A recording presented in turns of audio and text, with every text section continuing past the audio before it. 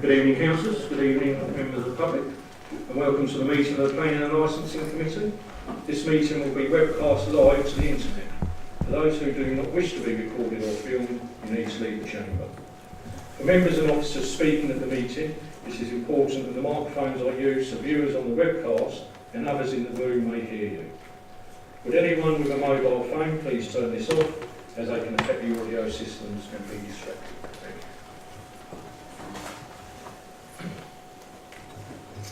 Item 1 on the agenda is apologies for absence. Ms. Scott. Thank you, Chairman. We have apologies this evening from Councillor Alan Newitt-James, and his substitute is Councillor David Owen. Apologies from Councillor Mrs. Jenny Hollingsby, and the substitute is Mrs. Claire Jeffrey, who we are awaiting her arrival. And then apologies from Councillor Russell Tilson. Thank you, Ms. Scott. Item 2, declaration of interest, councillors. Councillor Pascoe. Thank you, Chairman. Although I am currently a member of the Cabinet here, I was not a member of the Cabinet when the decision to proceed with the British Parade was made. I have not predetermined this matter and will be considering this matter with an open mind and on its planning merits. I've had consultation with our legal team and they are happy for me to take part in this debate. Thank you, Councillor Pascoe. Councillor Martin. Thank you, Chairman. I'd like to make a voluntary declaration in relation to the Princess Parade. Sorry, in relation to the Princess Parade application under discussion today. I was a member of the Cabinet when this matter was before Cabinet last year for consideration. I am no longer a member of Cabinet and have had no involvement with this project. I come to this meeting with an open mind and I will be considering this matter solely on its planning merits. Thank you, Councillor Martin. Councillor Owen.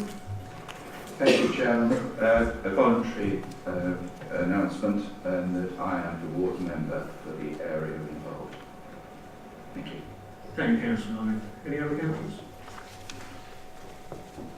Moving on, councillors. Item 3, the minutes of the last meeting. Do they agree? Agreed.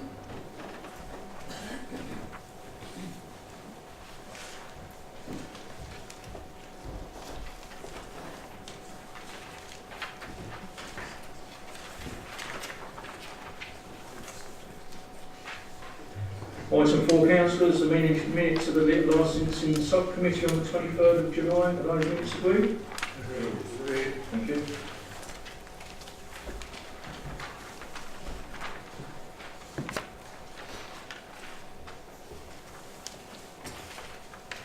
Thank you, councillors. We move on to the main business of the evening. Y17 1042 SH, Prince's Parade Promenade, Prince's Parade 5. And before we go to the presentation, Mr. Adams is going to take us through Ms. Actions for a statement to you. Thank you, Chairman.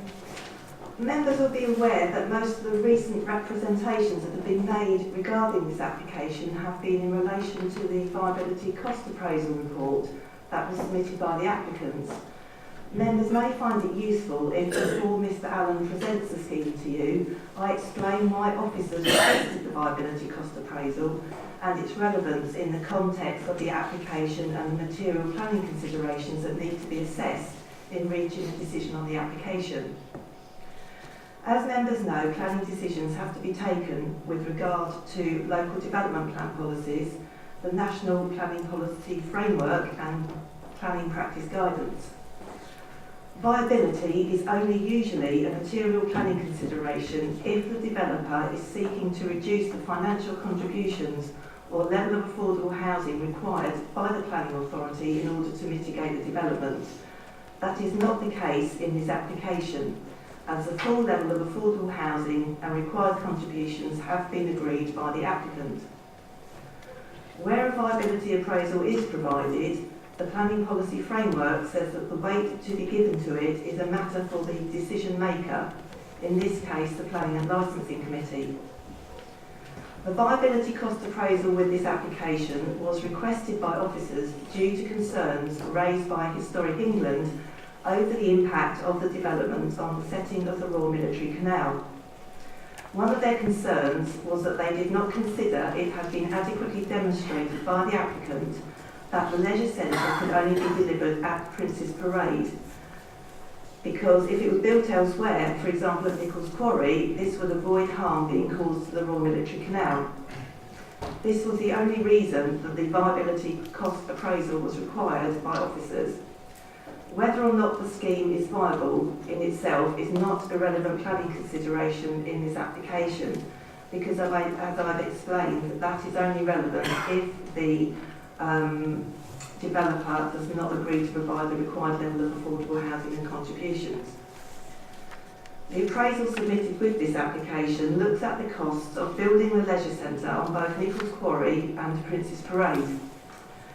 Representations received have disagreed with the appraisal for a number of reasons, and alternative appraisals have been submitted by local residents reaching different conclusions. It is important for members to appreciate that the purpose of the financial appraisal is only to identify whether or not the leisure centre could reasonably be delivered on another site due to the concerns raised by Historic England. The committee can grant planning permission if, having weighed up all the material planning considerations, it considers that the public benefits of the scheme outweigh the impact on the Royal Military Canal, irrespective of which of the two sites might in different appraisals be shown to be more or less expensive to construct. It is also important to differentiate between the material planning considerations relevant to this application and the full business case, which is a separate matter outside of the planning process. If planning permission is granted for the development, then a business case will be presented to the Council's Cabinet in due course for councillors to decide whether the scheme proceeds. The Planning and Licensing Committee needs to make its decision on whether or not it is appropriate to build the leisure centre and housing on Prince's Parade based on a wide range of material planning considerations which are set out in detail in the officer's report and which Mr Allen will summarise for you now in his presentation. Thank you, Mr Action. Very informative statement. Mr Allen. Thank you very much, Mr Chairman. Before I start my presentation, I have some verbal updates to make on items received subsequent to the supplementary sheets being prepared. An email was received from Leslie Wybrow expressing concern that the supplementary sheets do not properly explain, say, Prince's Parade's comment on the financial viability calculation and give the impression that the Betteridge and Wilson rebuttal relates to their points as well. In response to this, Mr Martin's comments and the Martin Arnold report were submitted on behalf of Save Prince's Parade. The comments Leslie Wybrow refers to are that the Council's consultants have cobbled together numbers from two different reports which have been prepared on different bases using different assumptions. Because of this, they have failed to take account of all the exceptional costs that apply to phases 3 and 4 of the development.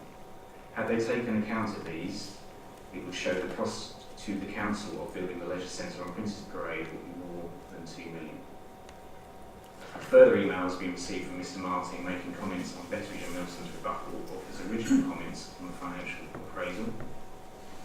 An email was also received from Dr Barrow accompanying a detailed analysis of his perceived flaws in Betteridge and Wilson's calculations.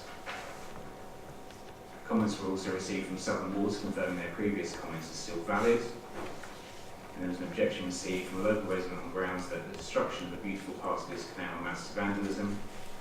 150 houses for the privileged few will not ease local housing issues, and that the beauty and tranquil nature of the area is unique.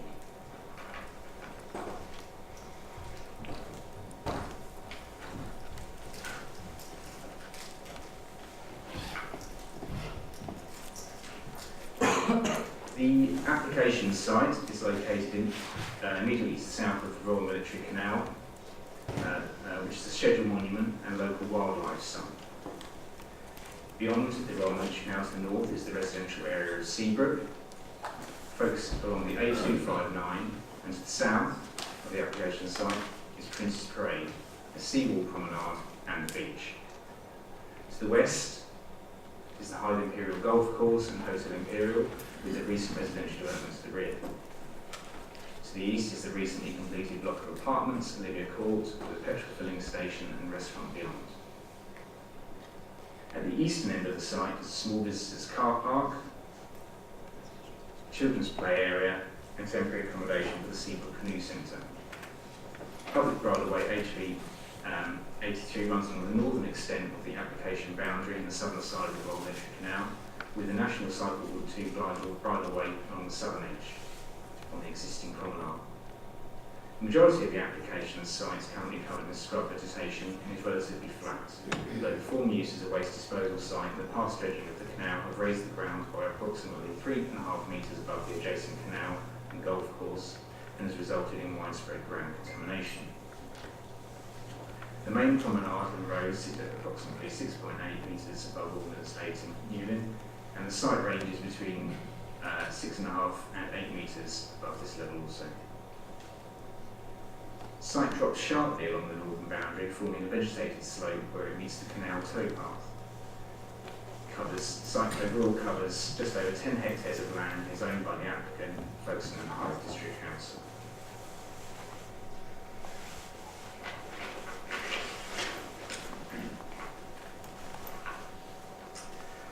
The proposal is a hybrid planning application comprising a detailed planning application for the erection of a leisure centre with associated parking infrastructure, open space, landscaping and children's play facility, indicated within this dotted line on the map,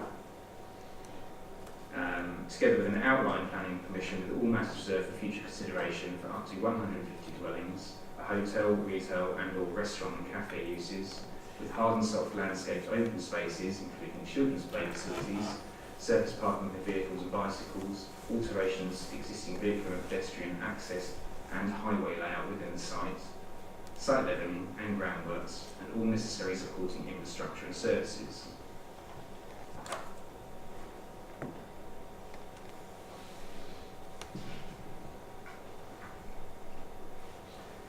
The leisure centre is proposed to be a two-storey building on the seaward southern aspect. The leisure centre is proposed to be a two-storey building to the seaward aspect with a cantilevered first floor element, angles blade on all four sides and containing the dry facilities of the fitness suite and studios, dry change area and spectator seating. The ground floor will contain the wet functions, pools and changing area, along with the cafe, reception, plant and stores. The pool hall on the northern aspect is proposed to be single-storey with a sloped green roof reducing in height towards the canal.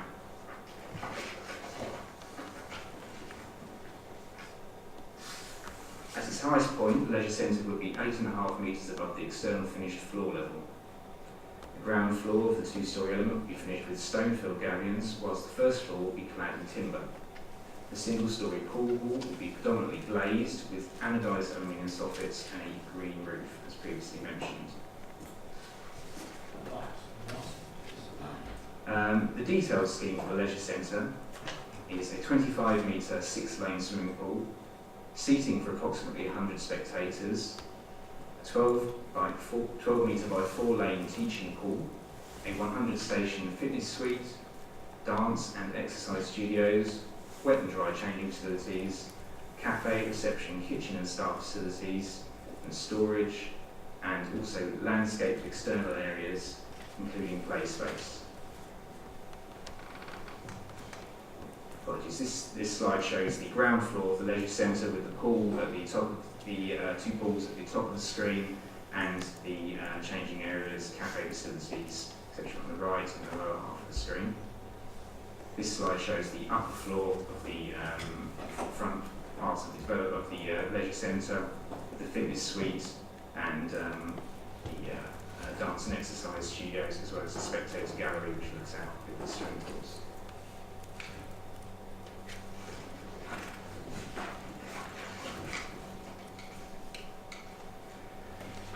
The main entrance will be located on the eastern facade, giving access onto an area of public realm here, with a re-provided play area and, via a set of steps, the promenade to the south.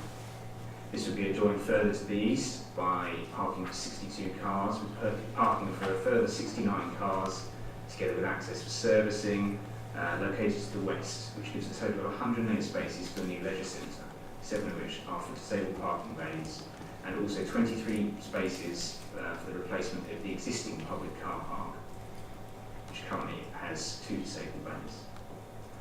A drop-off coach bay is also proposed adjacent to the western car park, accessed directly from the proposed realigned road.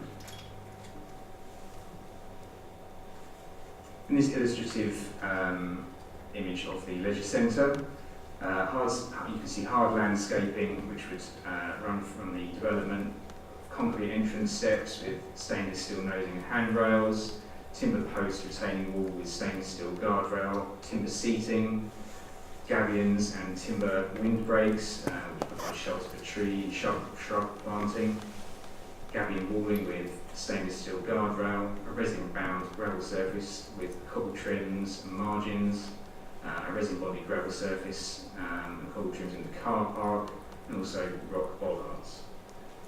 For soft landscaping, a range of trees and shrubs suitable for coastal location are proposed, with the final location and species mix to be agreed via condition should planning permission be granted.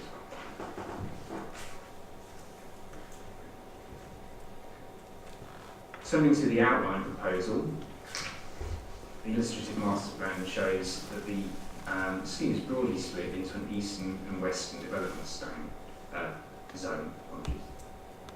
There will be approximately 4.92 hectares of public open space proposed for the application site, with almost half of the site being retained as open space. This will comprise an informal space at the western end, potentially containing a strategic play space of at least 1,020 square metres, with the re-provision of the 275 square metres of existing play space at the eastern end, which would replace the existing play park. Central open space, which would link to the existing footbridge connecting to the Seabrook Road, a linear open space running along the northern edge of the site and connecting the 2 larger spaces, a hard landscape space east of the proposed leisure centre, which we just looked at, that will host the relocated existing children's play area, and the promenade to the south, which will be approximately 1 kilometre of widened public promenade for walking, running, cycling and sitting.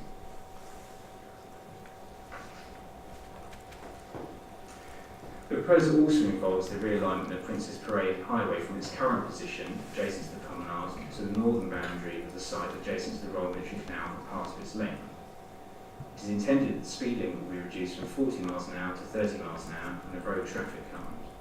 Proposed development of the Royal Military Canal sluice valve will be accessed from the realigned road. On the slide in front of you, you can see the grey line indicates where the road is proposed to be aligned to before rejoining the existing routeway on the southern side of the boundary. I'll now hand over to Tony Jensen of Kent Highways and Transportation, who will talk about the highways aspect of the scheme. Thank you, Mr. Allen. The applicant came to KCC Highways for pre-application advice prior to the proposal being put forward for planning.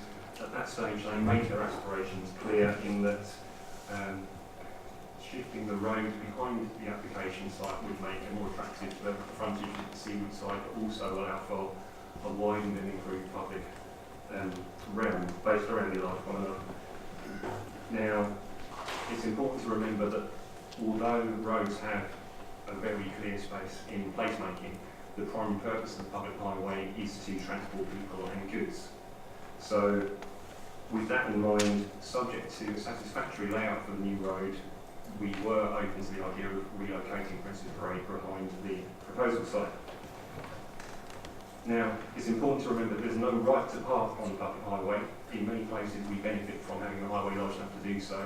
However, in recognising the importance of Princess Parade in providing access to the beach for both locals and for tourists, at that early stage we made it clear that we would like the applicant to reproduce the same quantum of parking on the new road alignment or very nearby, so that no parking for the beach facility was lost.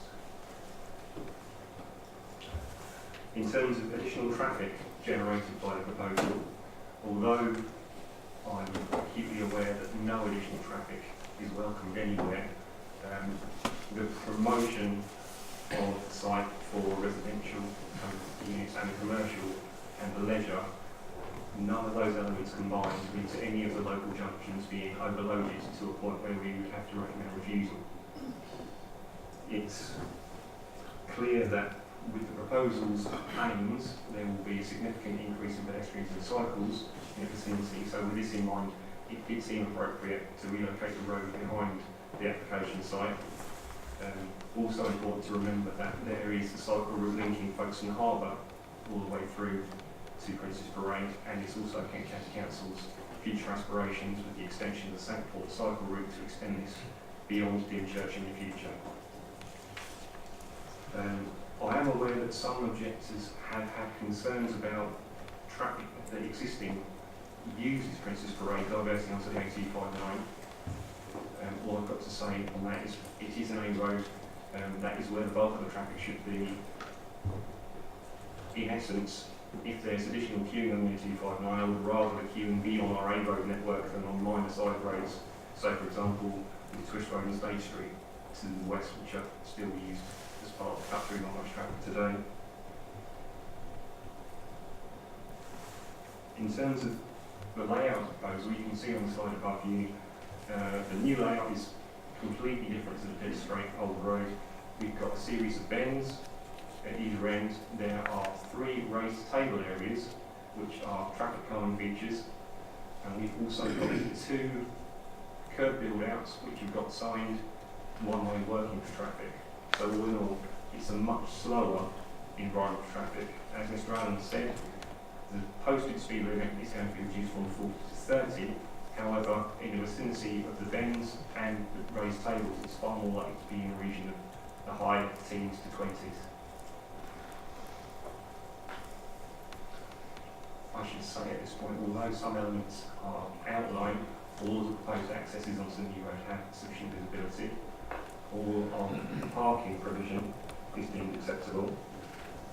As I said, the new road proposal would be a far slower environment for all traffic. So if you consider we would have increased pedestrian movement from the seafront across the canal through new public open spaces, that's also a safety gain from my point of view. Now, I completely acknowledge that in terms of my remit, I'm only looking at highway safety and capacity. There's far more things to consider. In the view of the highway authorities, that the proposals are acceptable.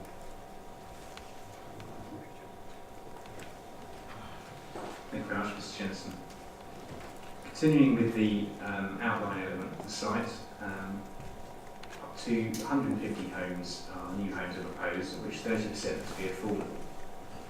It's expected that apartments will make up a large proportion of the new homes on the eastern part of the site, with predominantly terraced and semi-detached housing on the western part, although the final housing mix will be the subject of reserved matters submissions.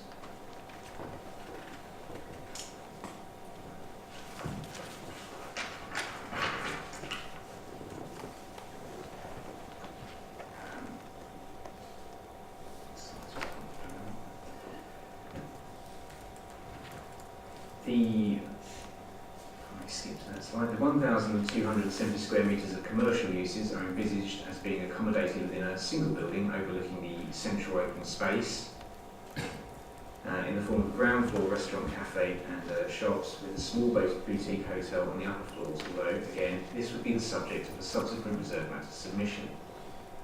In the western end of the site, 103 parking spaces proposed for beach access, with 32 formal on-street parking bays and 71 in a car park south of the western open space.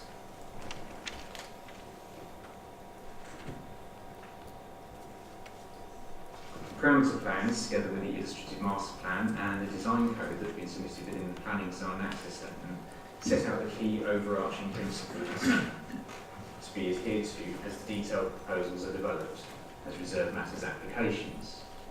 Each reserved matter would set out how they have responded to each of the requirements of this document at each level of detail within it.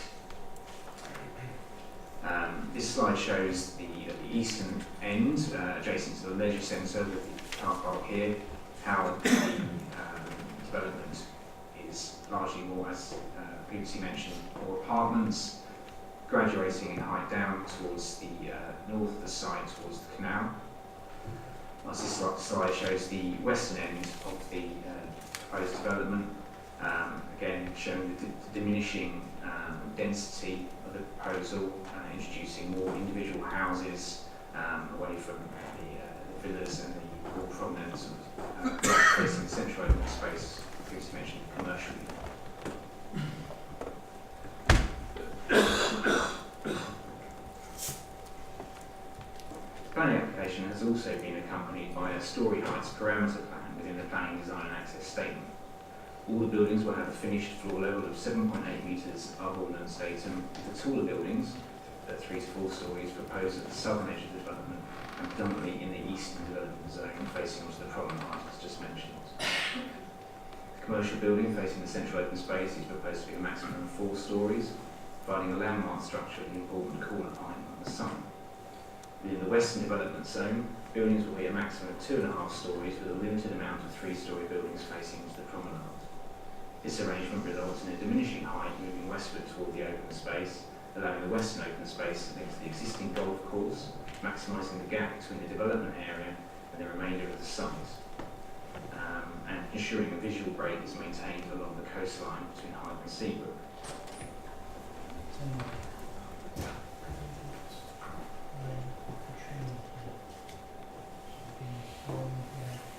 The main considerations in the determination of this application are the acceptability of the principal development in this location, the impact upon the designated heritage asset, in particular the Royal Military Canal Schedule Monument, visual impact of the development on the landscape, the amenities of local residents, ecological considerations, flood risk, highways and transportation access.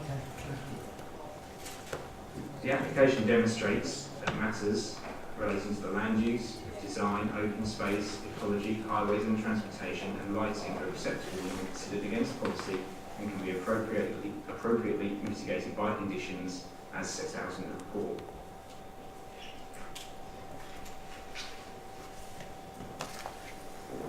In respect of the impact on the designated heritage asset, in this case the harm caused the setting of the scheduled monument relates to the understanding of the monument and the role it was built to play in the coastal defences against Napoleon.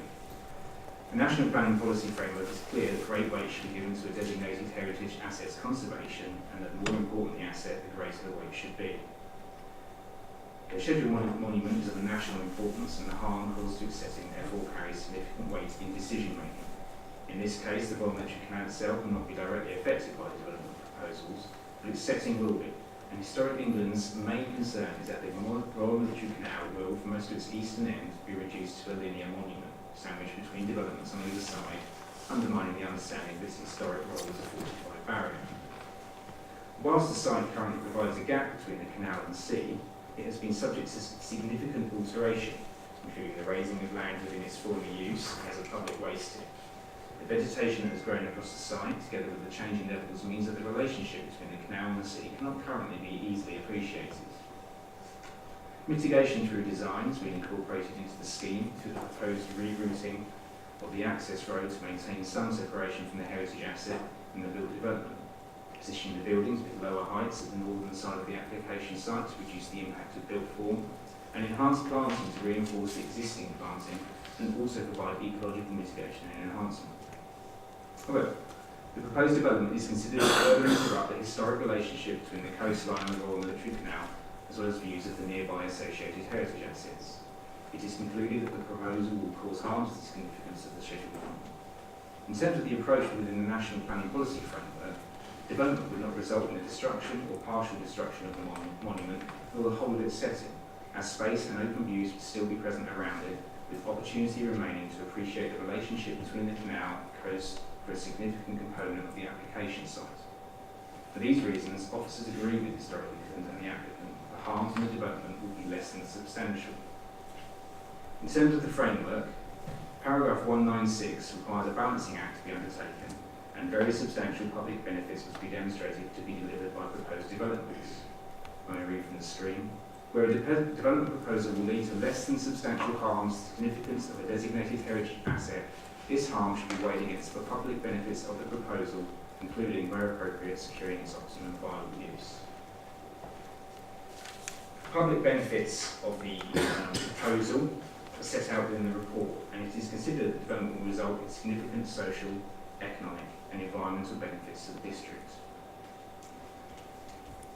Some of the public limits are the consolidation and repair of neglected key parts of the site through vegetation clearance, sustainment repair, better public access and interpretation of the Royal Military Canal and wider area, emphasising connections between the canal and the sea, delineating lines of fire and maintaining openness, a heritage trail between the Royal Military Canal, Shorncliffe Battery and Martello Towers, interpretation boards and artwork, that builds on the findings of an archaeological study. A major new leisure centre that will replace the outdated existing local facility. A substantial area of strategic open space of significantly improved quality and accessibility than the site currently provides. The remediation of the contaminated open space area, which will facilitate improved accessibility to it also.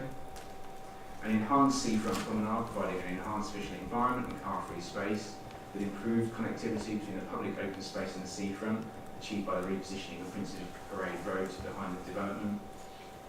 And economic developments through the construction phase, a variety of permanent jobs created on-site, contribution to the tourist economy through creation of a destination play space, open space, promenade and leisure centre. And 150 houses, including 45 affordable homes.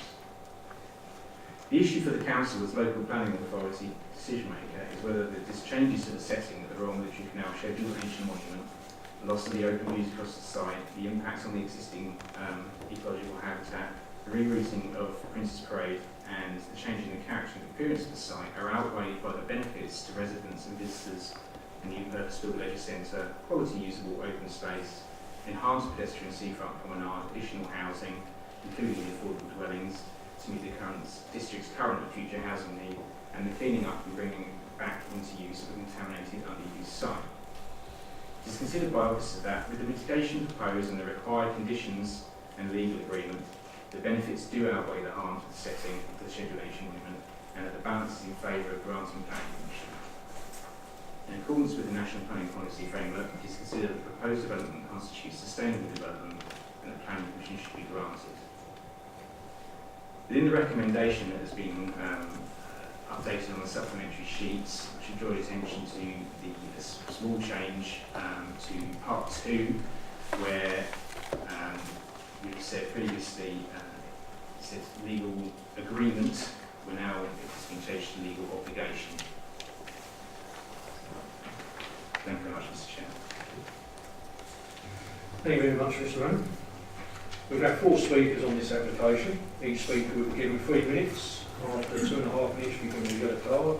And after 3 minutes, we give them a red card and finish your sentence and finish your speech. First speaker is Mr. Brian Morgan, member of the public, to speak against the application. Would you like to come forward, Mr. Morgan? Start when you're ready, sir. Good evening. I'm speaking on behalf of State Princess Parade.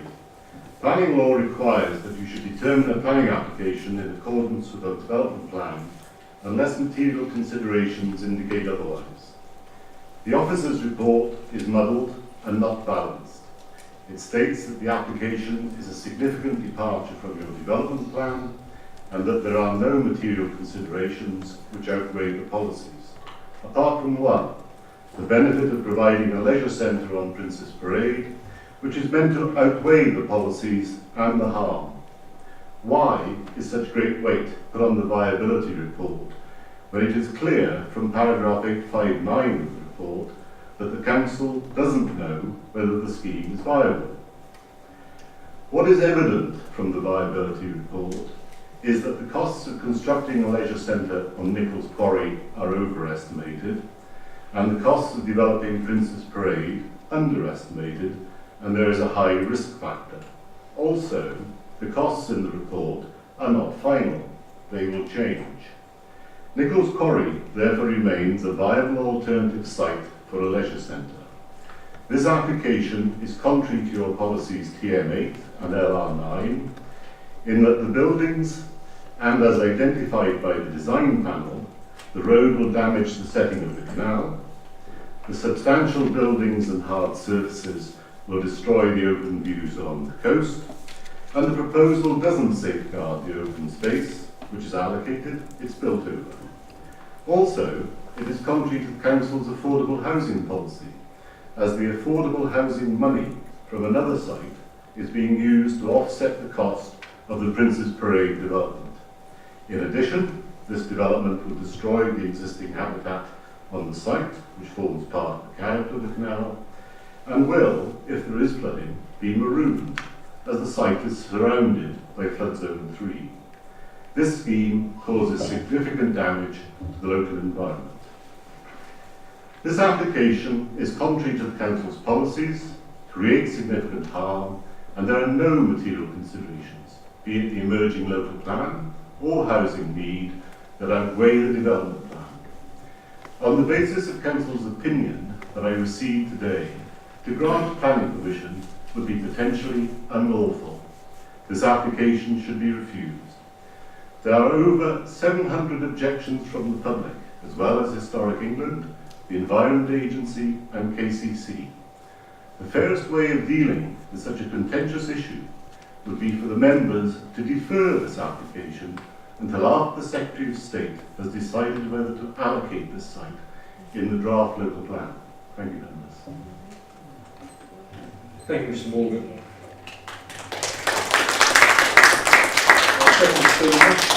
Our second speaker is Gillian Bond, member of the public, to speak in support of the application. You have 3 minutes, so when you're ready. I just want to flag up the fact that not all the residents of Hythe are against the proposed development on Princess Parade. We know that the pool is on its last legs and that the Princess Parade site is more central for most local people. Now that the financial report has been released, we can see that it is cheaper to build it on Princess Parade than at Martello Lakes. We know that the east end of Princess Parade is a bleak, high-speed stretch of road with a promenade that is shared by many, including some speeding cyclists. We believe that a wide promenade without cars would be a more user-friendly space, especially when linked by green corridors to parking elsewhere. We know that the lack of facilities along that stretch is not making best use of an amenity that is our seafront. We believe that the addition of greenery, cafes, etc. would be much more welcoming. We know that this area of Kent is short of houses and that this has resulted in their cost making them too expensive for many local people.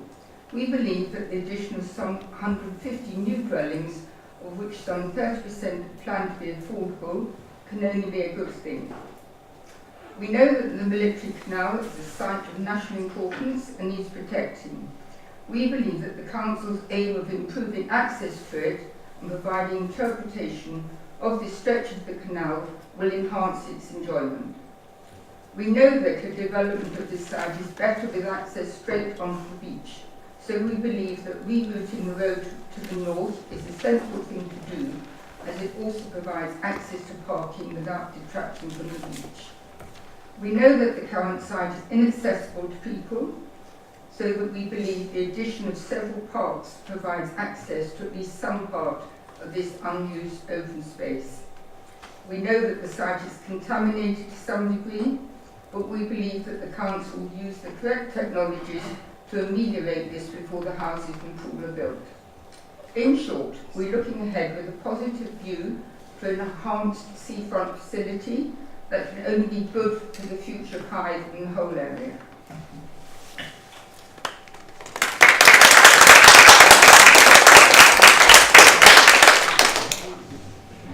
Thank you, Gillian Bond. Next speaker is Councillor Ewart James, ward member, to speak on the application. You have 3 minutes, Councillor, start when you're ready. Well, councillors, the time has come at last when you, the Planning Committee, decide the fate of the Hythe swimming pool. This has been a long time coming. Well before I became a councillor, back in the 1990s, Hythe was promised a new swimming pool, and it was proposed to be built on the South Road recreation ground. Since then, other sites have been explored, such as the present swimming pool site, Martello Lakes, and the Green, but all of these have failed for various reasons, leaving Princess Parade as the only game in town. To financially enable the swimming pool and associated leisure centre to be built, this application covers outline permission for housing. New housing is vital for our area. House prices in Hythe are astronomically high, which means young families struggle hard to be able to afford to live in the town. House prices are governed by supply and demand, and the value of a house is only the price that someone is prepared to pay for it. Over the recent years, demand for housing has increased exponentially due to our geographical location, close to Europe, and the resulting building of the M20, the Channel Tunnel, and the high-speed rail link. Yes, there will be some high-end housing, but you will see from the application that the council's target of 30% affordable houses will be met. These would be a mixture of affordable rent and shared equity, which will enable young people to be able to buy a house of their own. I, as Cabinet Member for Housing, but more importantly, the Cabinet as a whole, are committed that these will be delivered. We as a council have a duty to encourage and facilitate the younger generation to our area in order to make our community sustainable in the long term. But we also need housing for those who rely on the council to provide them, as evidenced by the 1,000+ waiting on the housing list. I recognise that this application is controversial and acknowledge it has warts, but these warts the people of Hythe can live with. We know that there's a well-organised group totally opposed to the idea of building a swimming pool on Princess Parade, which is mainly run by those that live in close proximity to the site, and so don't want their visitors to be impaired. This report informs you that over 700 written representations objecting to this application were received. There have been over 170 received in support, which belies the claim that everybody is against it. Having spoken to many people in the town on various occasions, and also when canvassing over the years across all the wards, I have come across quite strong support for this project. More importantly, the elected members making up the Hythe Town Council voted to support this application. I therefore urge the committee to see the long-term benefits to Hythe, save our swimming pool, and therefore please endorse the officer recommendation to grant planning permission. Thank you, Councillor.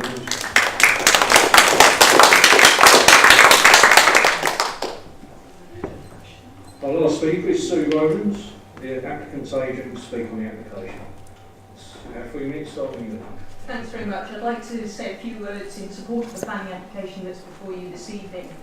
It represents the culmination of over 2 years' work by the applicant team, carried out in consultation with council officers, statutory consultees and the local community.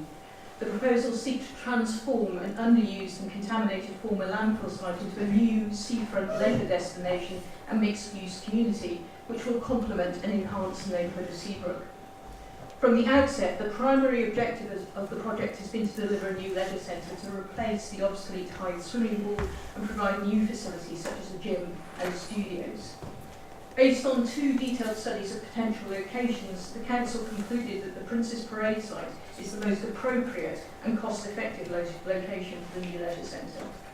The considerable challenge of funding the new centre can only be achieved through a combination of funding sources, and these include a capital receipt from the sale of the Hythe pool site, Section 106 contributions to the Nichols Quarry development, and the sale of the remainder of the application site for housing. Based on this brief, the applicant team developed proposals which carefully introduce new development onto the site and address all of the technical issues, as you've heard from the officer's report this evening, particularly in relation to flooding, drainage and contamination. Clearly, one of the most critical issues is the Royal Military Canal and the relationship to that. And we have designed the scheme to avoid and otherwise minimise harm to the Royal Military Canal by setting development back from the canal, limiting building heights to 2 to 4 stories, and retaining large areas of open space to maintain the open setting for a large part of the site. As the officers have reported, we acknowledge that the proposals will have an impact on the setting of the canal, but not the canal itself. But it is important to note that that setting has already been compromised by the historic landfill of the site and the raising of the levels. And as a result, we need to consider the impact on the canal in the context of the National Planning Policy Framework, as has already been outlined for you. And the key considerations are what are the public benefits that the scheme will bring that weigh up against that harm. And these are many and include the delivery of the new leisure centre, the delivery of public open space, the creation of a kilometre-long vehicle-free promenade for the enjoyment of residents and visitors, along with housing, including affordable housing. The applicant strongly believes that these considerable public benefits clearly and decisively outweigh the impact that the proposals will have on the setting of the Royal Military Canal, and respectfully ask that you grant planning permission this evening. Thank you.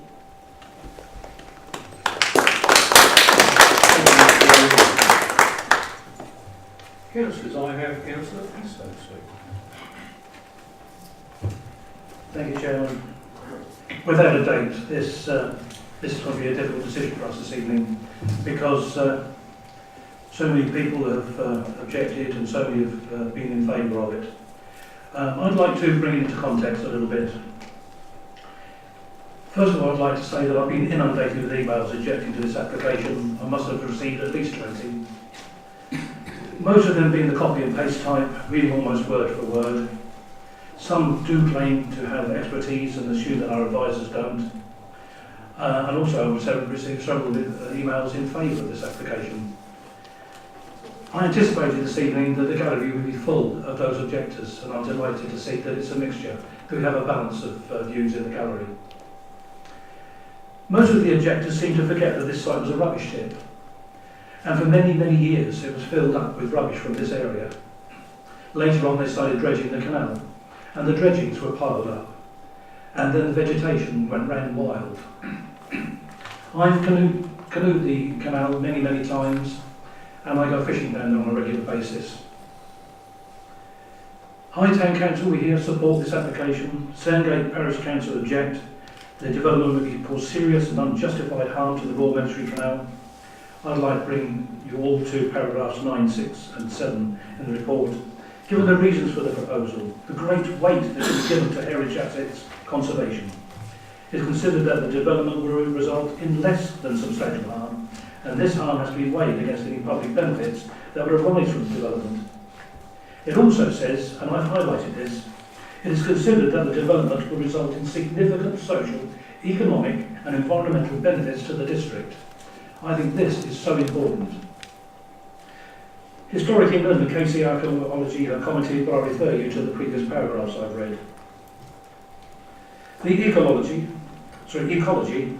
they've assessed it as a form of landfill site. I think we knew that already. It also refers to wintering birds and reptiles. While fishing, all I've seen is rats. Lighting, objectors claim there will be a significant increase in lighting within the site. I'm absolutely certain our officers will find easy ways to condition that. Thank you, Chairman. I'd like to come back later if I may. Thank you, Councillor Pascoe. Councillor David. Thank you, Chairman. Before we get started, given the nature of this application, the fact that we are the applicant and that we have a current and ex-cabinet member on the committee, I'm sure my colleagues will support me in requesting a recorded vote. So I seek a seconder for that, please. Seconded, Councillor Laws or Councillor Robinson? Councillor Laws?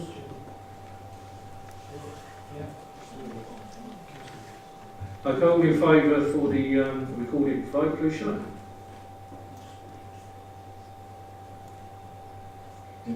Okay, I'll be recorded vote, thank you.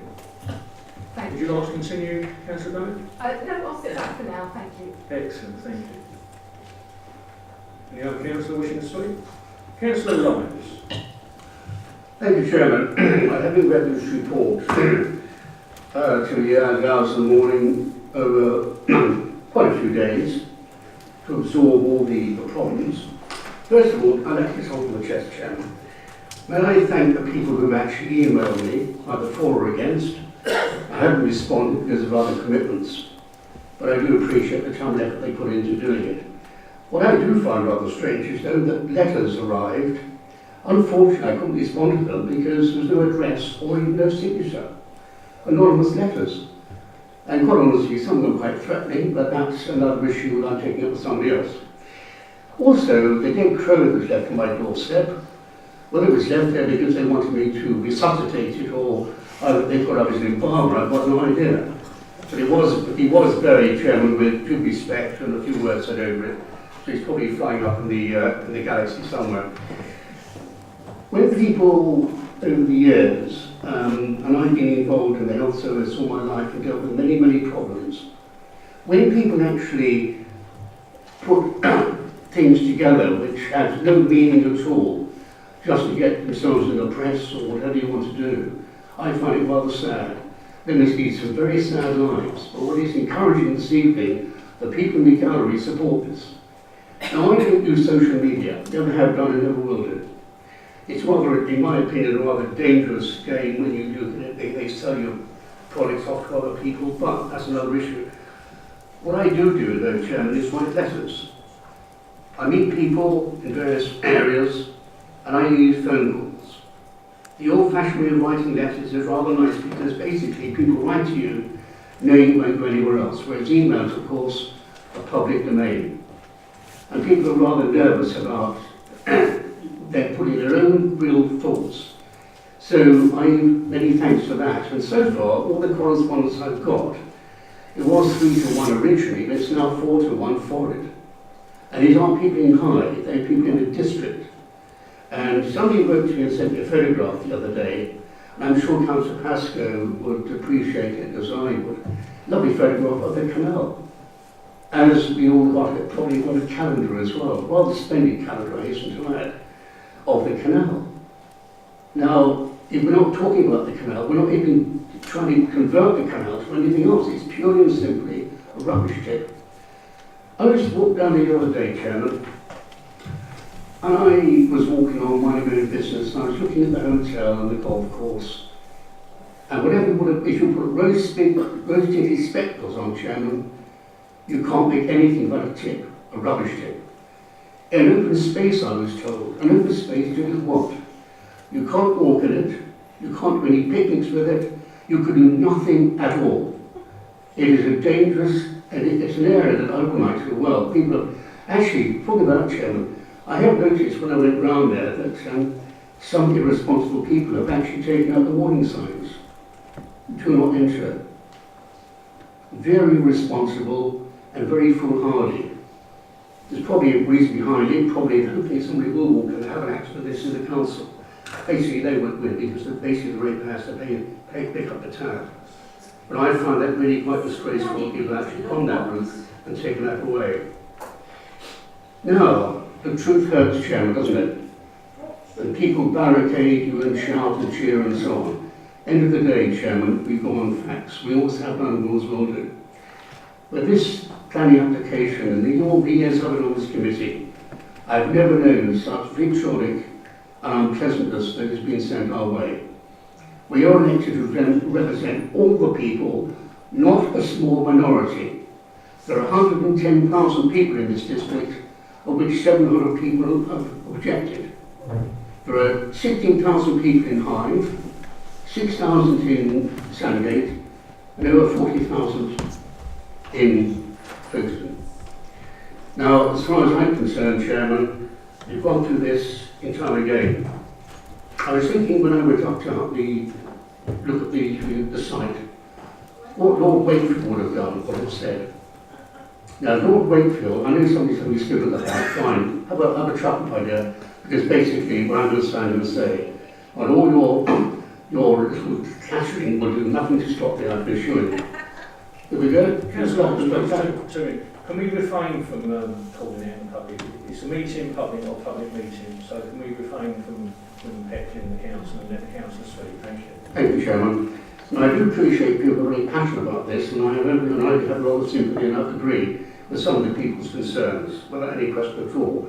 But I was going to go back to what I was saying. I went up there and looked at the Hythe Imperial Golf Course. They dug all that rubbish out and made a lovely, lovely site.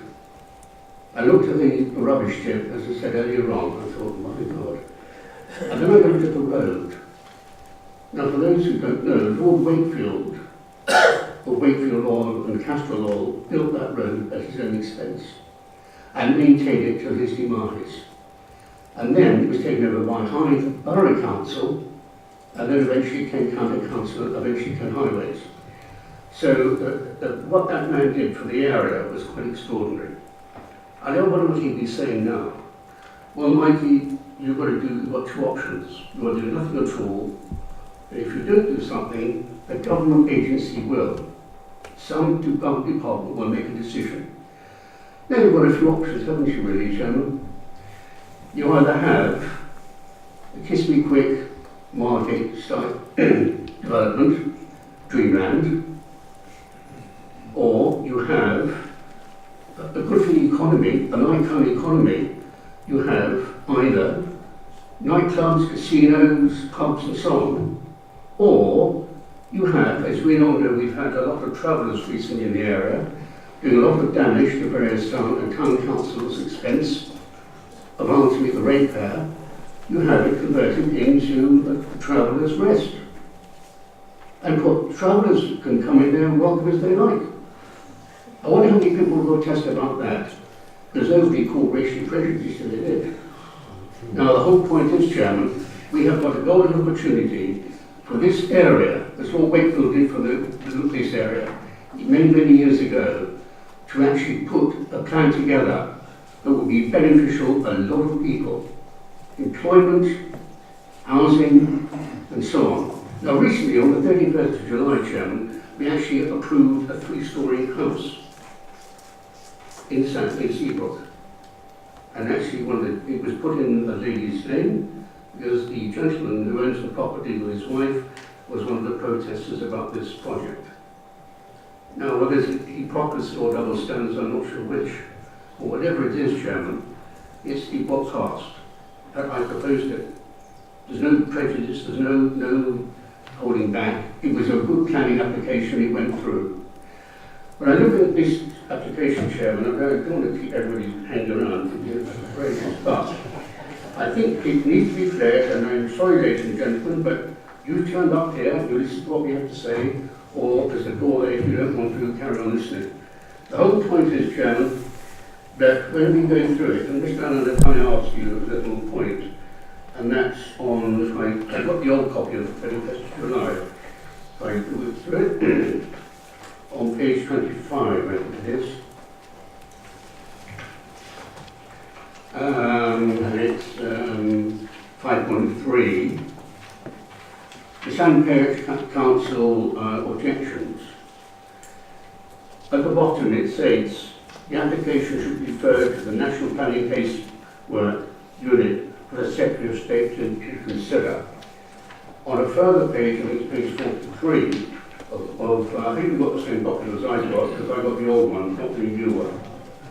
You've got a situation about the Secretary of State, and it's on, page 52, I beg your pardon, and it's 8.8. Just for clarification, the Council has recently published the final draft, Regulation 19, for public consultation before submitting it to the Secretary of State for examination.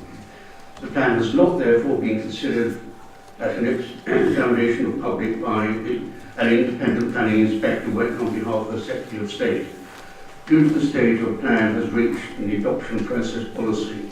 I won't go on because everybody can read it themselves. Can you just be qualified about the Secretary of State for people in the gallery to understand when you go to the Secretary of State, when you don't? Now, as we know, there's a big planning application coming up over the next few years, where you have to have the Secretary of State's input and the building inspector. It goes to them before it's proved. I just wanted to actually stand on Secretary of State for everybody to understand when you go to the Secretary of State, when you don't. Thank you. And I'll come back to you if I may. Yes, certainly, Councillor Lyons. Ms Patchen will update you on it.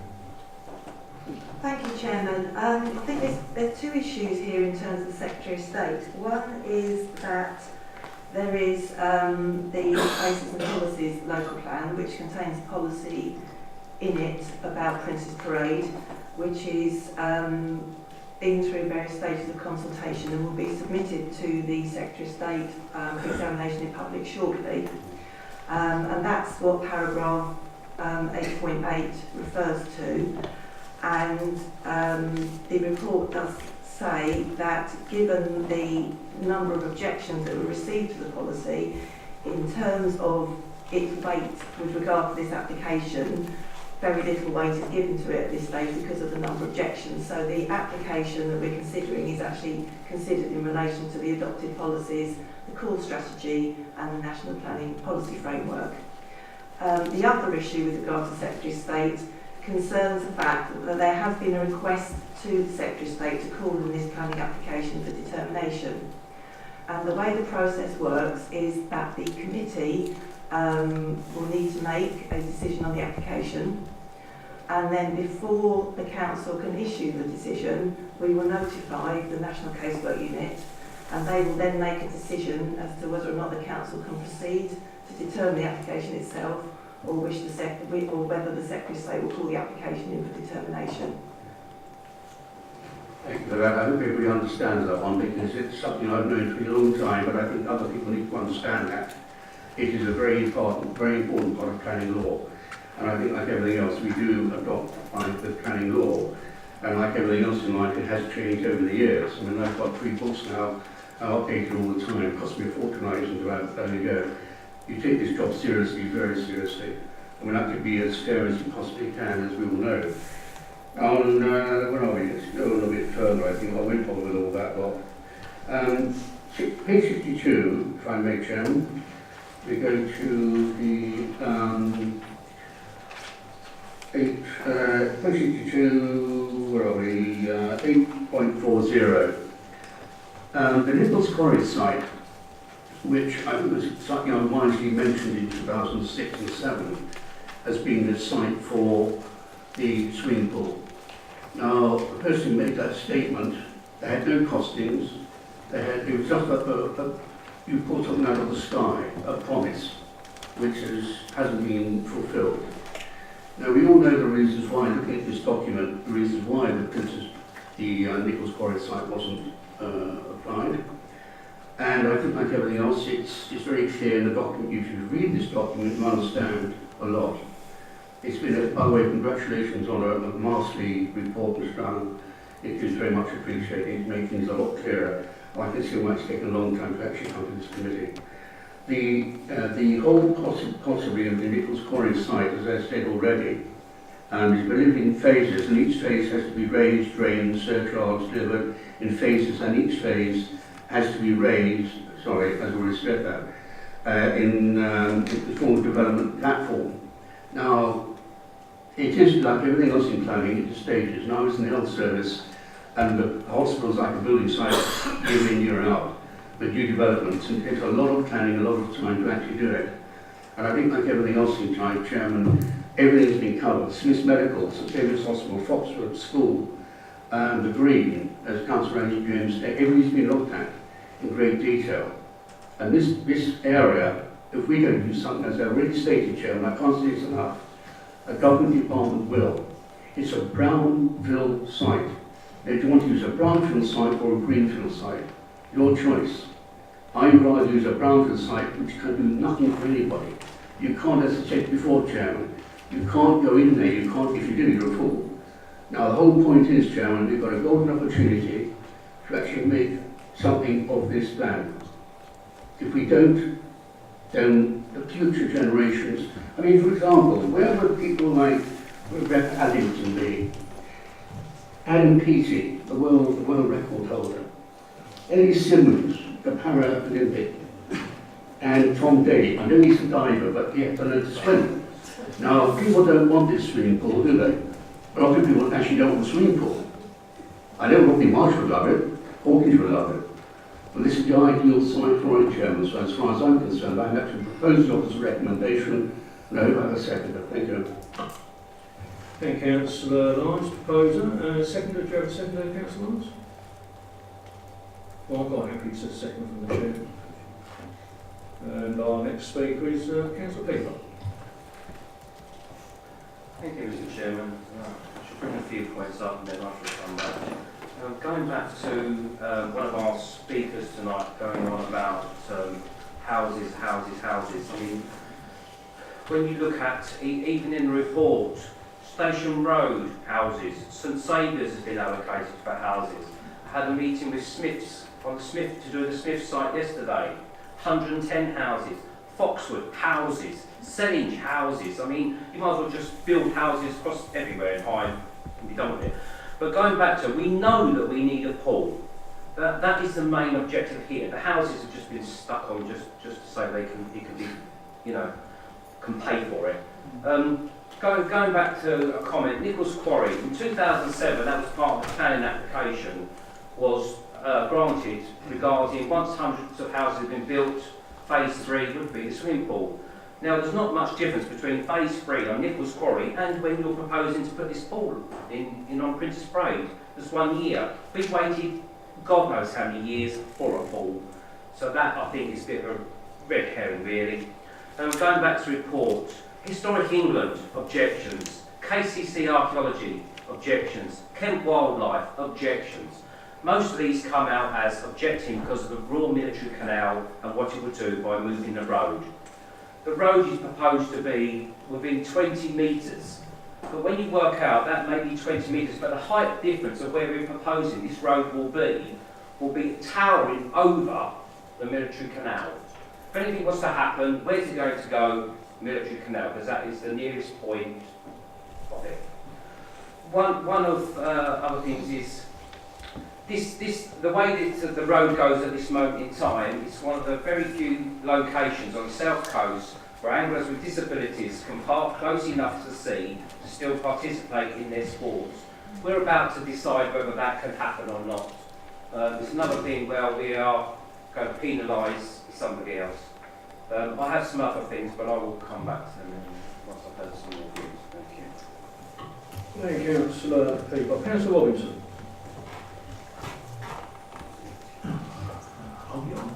No. I'm on. I am on, even though I've got a red light. Okay. I haven't long been back on planning before 3 things that really tore me to pieces came about. The first one was Sellinge Village turned into a town on A1 or Grade 1 farmland. I also presided over the destruction of a wheelchair wedge into Densole Farm, Little Densole Farm, which is wholly crazy, and I think there'll be 1,000 houses before we even finish it. And then Marine Parade, in which the Great Unwashed have been completely ignored just to build up these huge Dehan mansions. Right, at the moment I feel as though I used to do base jumping and it feels just like that at this moment.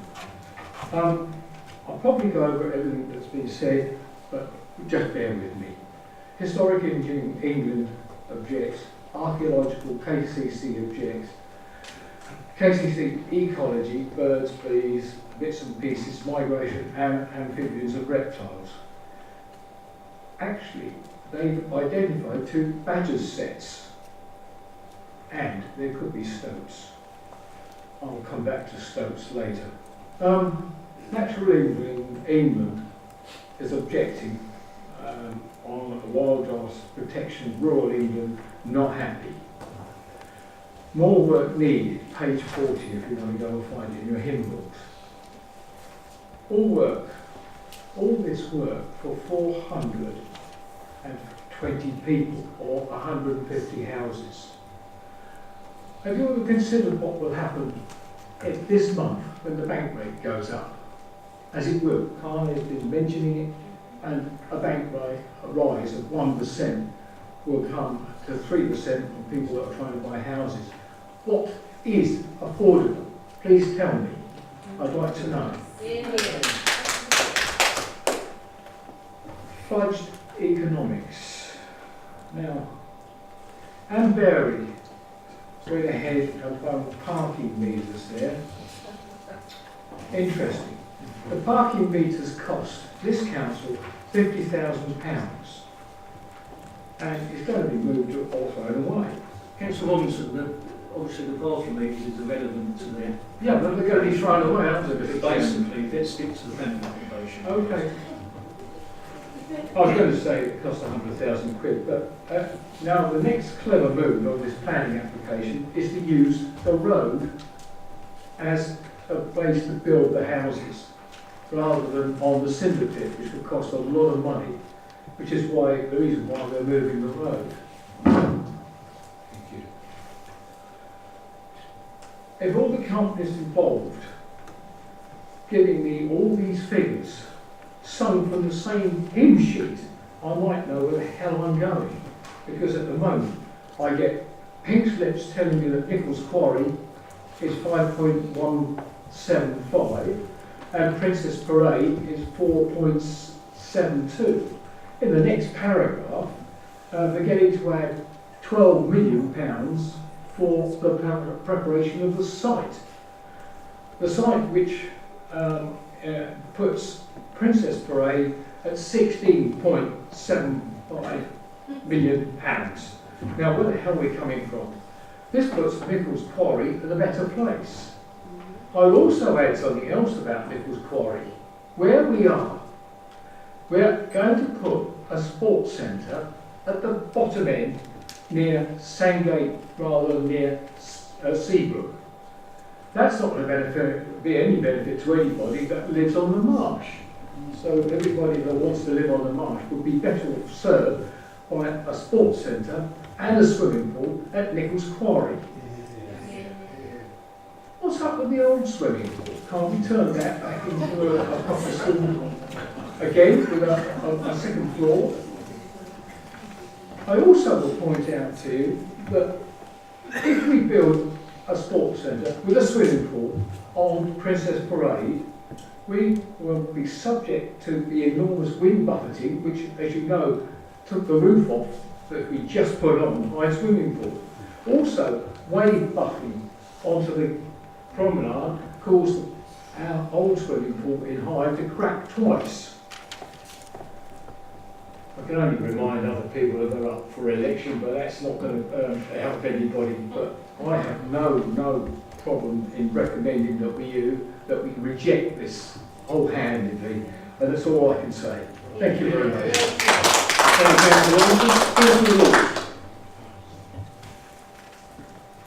Thank you, Chairman.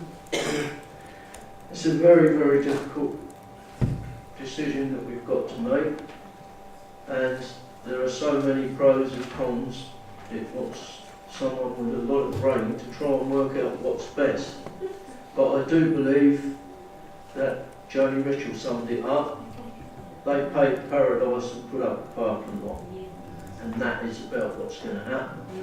That wild piece of land is there and should stay there in the eyes of some people. In the eyes of others, it should all be redeveloped and have our high-end flats and, of course, the ever-present absolute bunkum of affordable housing, which, if you take what these houses will sell for, or these dwellings will sell for, affordable won't come into it. They will still be over £300,000 with the 80% of the market value. So it is just nonsense. And to shared equity is where somebody's paying a part mortgage and part rent. So how does that benefit the average person in Shapway, who is at the moment got to pay nearly 10 times their annual earnings to buy a place?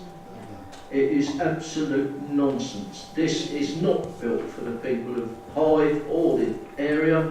These are going to be people who move in, cash up from London, buy a place by the seaside and either use it just weekends, or they'll come here, £2,500 and sit back, and then what will we be left with? They will get old, they will then become a drain on health service, and it's just importing people for the short-term thing of generating money for the council, because central government has taken away most of the funding for the local councils, so the only option they've been left with is the new Homes bonus and generating from building. And that is why we are seeing such a madcap build all over this country. 2 years ago, I stated in this chamber in full council that I believed that Shepway Council at the time would not be happy until they built on every little piece of green in the area. And I just cannot see it. We've got Potterpool coming along, which should, I was told at the time, underpin the finances for the next 50 years. We're now told, oh no, it's not going to, and we're not building enough houses. But why is it that everywhere has got to come up to this thing of build, build, build? It is down to the fact that central government's taken away the funding, and the only way councils can make money is from building, and it's totally ridiculous, and affordable should not be allowed to be used. I'd like to come back. Thank you,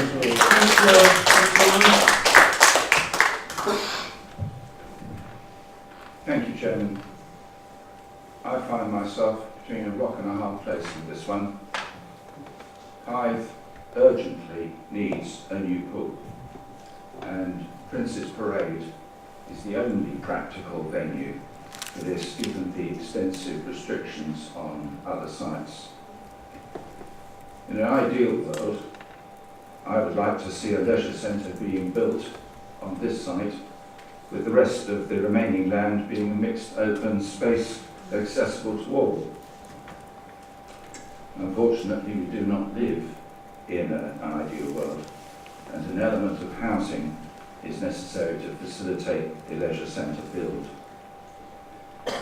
Within the report, we are told that of the 150 dwellings proposed, the affordable housing would equate to 45 units, and that the applicant has confirmed that they will be policy compliant in that area, and indeed we heard that over this evening. Elsewhere, we're also told that a priority towards fulfilling the needs of the local population could be considered.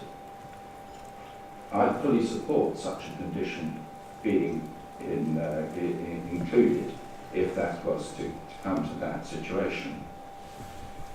Another area where I have to be concerned, notwithstanding Ms. Patching's comments at the beginning of this meeting, is financial viability. If I'm to vote for anything, then I have to be satisfied in my own mind that there's a good chance of it being delivered within budget and not having a massive overspend. There's been a lot of discussion to and fro between and how that would be dealt with. Having reviewed all the documents, I am satisfied that the responses from the applicant on this matter, so I'm happy with that. Where I do have a problem on this application is the impact of the road realignment on the Royal Military Canal. None of us would doubt the Military Canal is a nationally important heritage asset for this area, and any impact from this development should be avoided, or at least heavily mitigated. And I'm not sure that the current proposals will achieve this. We need to enhance the setting of the canal, and I'm uncertain that this application does this. And I'm particularly noting the comments of the various agencies on that particular area. Then I come to my main and long-standing view on this development, is the contamination of the site and the method by which this would be dealt with if planning permission was given. I've lived in the town long enough to remember it when it was Hythe Borough Council's rubbish tip. It closed in the early 70s, and in those days we had a very different attitude to what we put into the ground than we would now. And the fact is, we just do not know what is actually in that site. Having read the original report, there are all sorts of quite alarming statements in there. To such an extent that, as a layman, I am concerned that the remedial measures mentioned in the report do not seem very adequate in my estimation. However, we have received the supplementary information and I've reviewed the proposed conditions that would apply if we do decide to grant this application, and that to a certain extent makes me more satisfied. But I have to say that I still do have serious concerns about this. It is possible to deal with this matter. I recall the O2 Arena site before the O2 Arena was built was heavily contaminated gas land, and that has been obviously successfully remediated, and we never hear of any problems arising from that area. But as I say, I think there are still areas with regard to contamination which I am unsettled about. Chairman, I shall continue to listen to the vote and listen to the debate and use my vote accordingly. Thank you. Thank you, Councillor Owen. Councillor Davitt? Thank you, Chairman. I just want to focus our minds temporarily onto the Royal Military Canal as a scheduled monument itself. We've been told, a couple of colleagues mentioned, and indeed Mr Allen mentioned, that the Royal Military Canal won't be directly affected by this application. I just want to make sure that everyone has actually read the supplementary report with the Environment Agency's objection with the late change to the proposed discharge of surface water into the Royal Military Canal, which is a change from it going into the sea. We're now, the applicant is now proposing it's drained into the canal itself. This is, my understanding is this has been known by the applicant for some time, so I fail to understand why such a late change has been affected. At best, I'd say it's irregular. That's me being kind. If I'm being unkind, I'd say it's suspicious. It's highly irregular, to my mind as well, to address the Environment Agency objections via condition, and that's especially as the canal is a scheduled monument with great weight to be given to its conservation. And it's now impossible to assess the harm to the scheduled monument, which has to be a key consideration in this application. I'm not comfortable with the suggestion that new arrangements should be made behind closed doors between planning, us, and the applicant, also us, and the Environment Agency. I don't think it would be acceptable if the applicant was a private developer, and I don't think we can be seen to be giving the applicant, us, special privilege, and to allow this would set a dangerous precedent for future applications. A planning application is a complex jigsaw puzzle, and each element impacts other features, and it has to be considered in its entirety as an organic structure. We can't possibly consider this application as a whole with the enormous question mark of drainage that's currently standing. Added to that, there are already enough unknowns, as my colleagues have pointed out, in the engineering elements and the contamination, and to add to these, I feel would be irresponsible and negligent. Thank you. Thank you, Councillor Martin.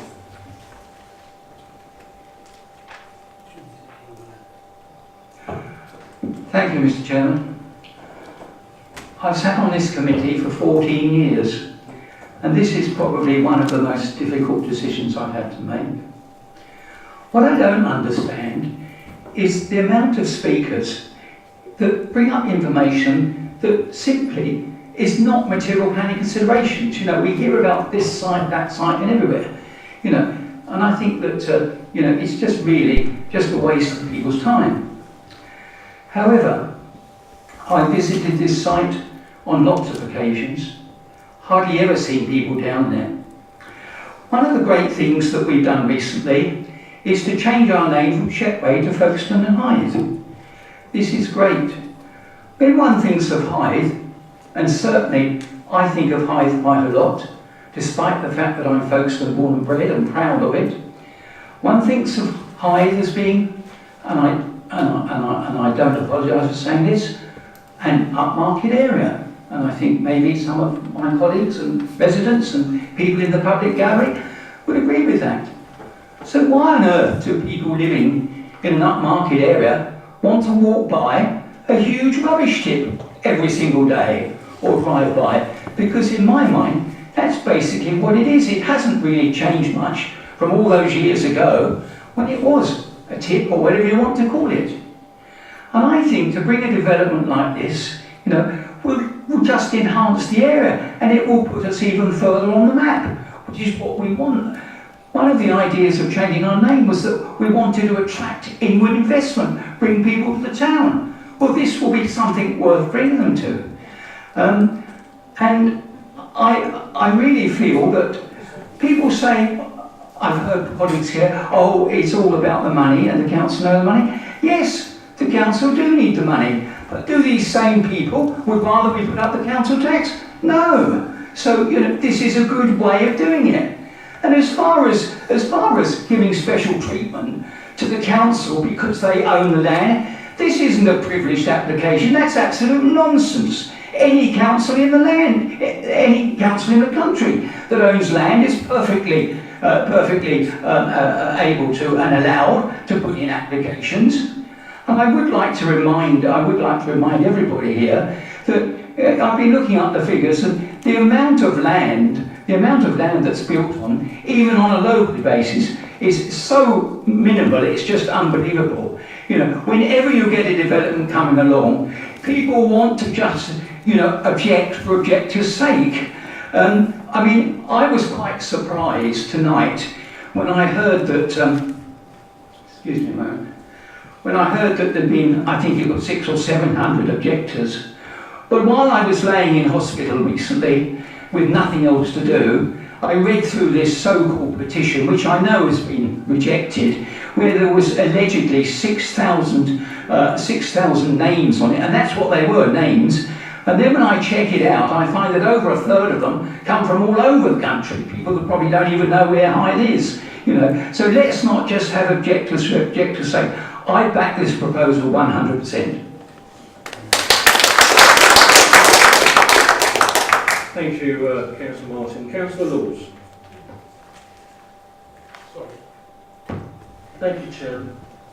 If we go back, I don't know, 2014-ish, we had a man called Eric Pickles and one of his cohorts, George Osborne, telling us all about localism and power to the people.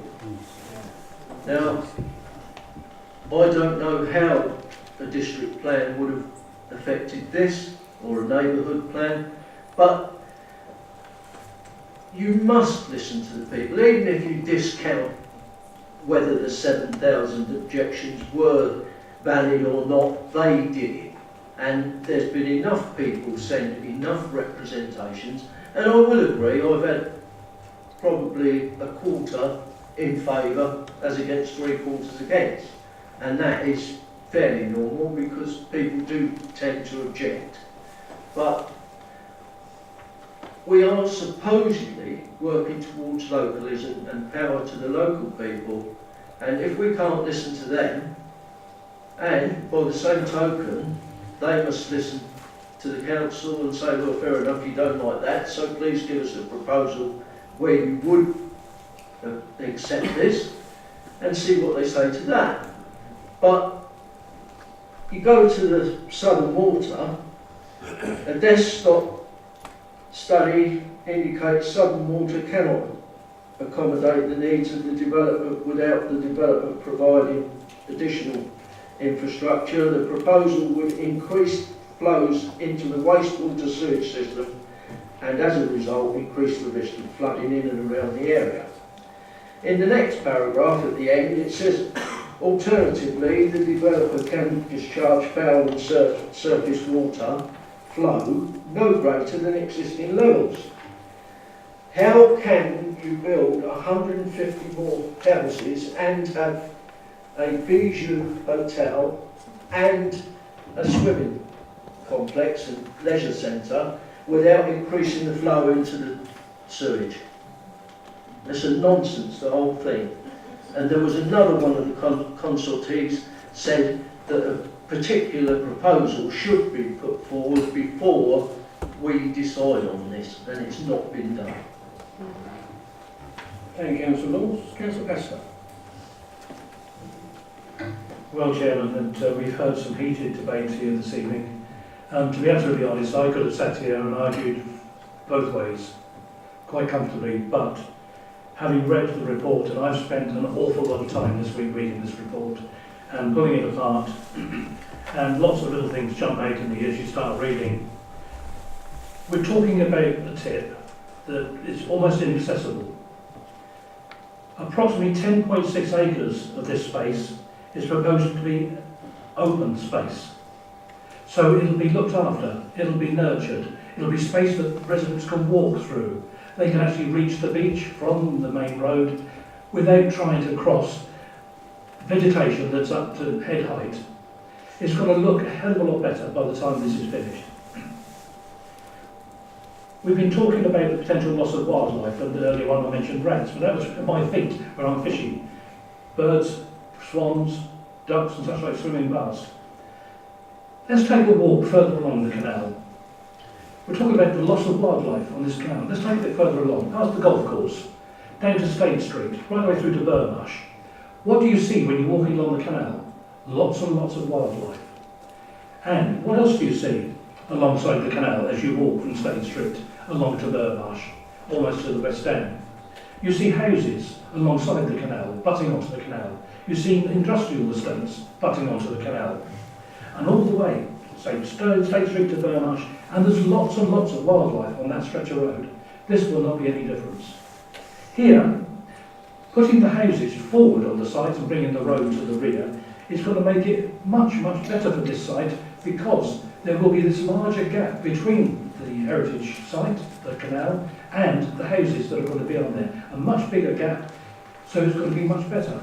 We've heard about the danger of driving this road, well, that's easy to overcome. We've heard from our highways chappie, well spoken, that the move of the road is appropriate, which is excellent to hear. Why more houses? We've heard about build, build, build. I'd like to bring a little message forward to everybody here. Looking at my own family tree, 100 years ago, 2 of my ancestors got married. Follow that down the lines, and there's over 100 of their offspring there now. If I go back as far as I can in my history, my ancestry, to 1299, which we can follow, there is over 1,000 offspring. Why do we need houses? Because each of us has children who will have children who will have children who will have children. We need homes and houses. As for affordable, I hate that term affordable, because a house of 250,000 is not affordable to the majority. But the word affordable is for the value of that house reduced to an extent that it is subsidised. And that is what the words mean, subsidised, not affordable.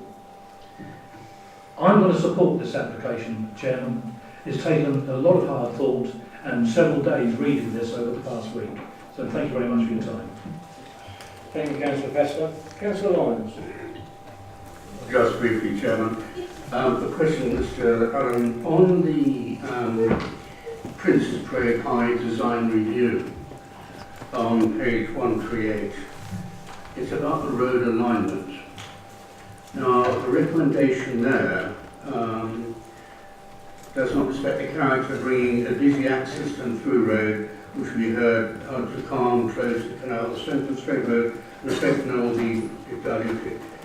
Now, the recommendation there was about cost. And I'm just wondering if you have any comments on that. And before I finish, Chairman, I wonder where people will be living now if everybody protested about houses being built. I lived in Turnpike Hill. My family go back to 1920. I came here because my mother used to come here for holidays. It was a military town. My grandfather, who I never met, was in the Royal Engineers, as were all his brothers. Sadly, 3 were killed in the First World War. Totally relevant, you may say, probably is. The point is that Turnpike Hill camp, the people were protesting. They actually got bricks, the builders on that side, and I was told this by a very respected councillor, Councillor Chris Capon, a county member for many years. He said it was unbelievable, the hostility to building on the Turnpike camp. Now, of course, what happened? Everybody's happy. If you recall, Chairman, when we had the Hythe Imperial Hotel built on the green, the Hythe Imperial Green. They wanted a block of flats right by the canal. And the officers and this council, this committee turned it down. There'd be pile drive that would damage the canal. So people are very aware of what they can do, damage they can do, and they're not prepared to do that. Now, reading all the reports there, Chairman, I just feel we've all had our crack at this one. It is emotional. Yes, we all think, can we do better? But so far I've heard really no alternative. People, I think, write figures down on the back of a cigarette packet, sadly. And the only two people I have respect for, one was the Charter Surveyor and one was a physicist who wrote a lot of work to us all, who came up with alternatives and so on. They have the only people I have a lot of respect, professional people, who actually came up with some answers. But again, they didn't have all the facts and figures. But they're professionals and they did their very best, and I thank them both for that. But they're the only two people I respect, Chairman, of this rather sad situation. A lot of people, as I've already stated, have said their passionate feelings about it. But we're not stupid on this committee, we're not stupid as a council. It's our livelihood. We're here to represent, as I said long time ago, everybody we represent absolutely everybody who comes to us. Even if they're breakfast or not, whatever, we do try our best to help people. Not always successful. We can't always please everybody all the time, but we do try. So, Mr. Allen, if you could respond to 138, that would be very helpful. Thank you. You've got the report there. It's the panel report. You know, the panel and the presenting team and the other attendees. It's the yellow, this document. Can we have a look at it? Yes. This is the old one, it's the 31st of July. There's one ever since. It's just a Princess Parade Hythe document, and it's on page 138. And it was just the road alignment. And they were talking about cost and well, that was all, Chairman. Just a response. Thank you. Mr. Randall, do you want to respond to Councillor Lyons?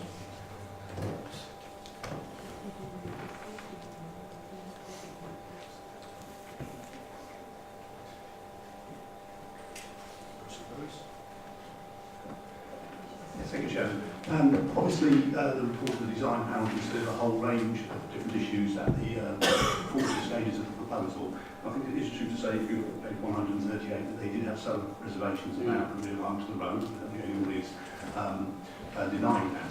And I think it's fair to say that overall, the design panel were generally supportive of the scheme. And I would remind members of what they heard from Mr. Jensen at the beginning of the meeting about in highways with the highway authorities, their view about the realignment of the road. You heard how they're pretty satisfied with the configuration of that, how it will lower speeds and will be a very safe proposal, very pedestrian and cycle friendly. So I don't think from a highway safety point of view there are any problems at all with realigning the road, taking advice from the professionals.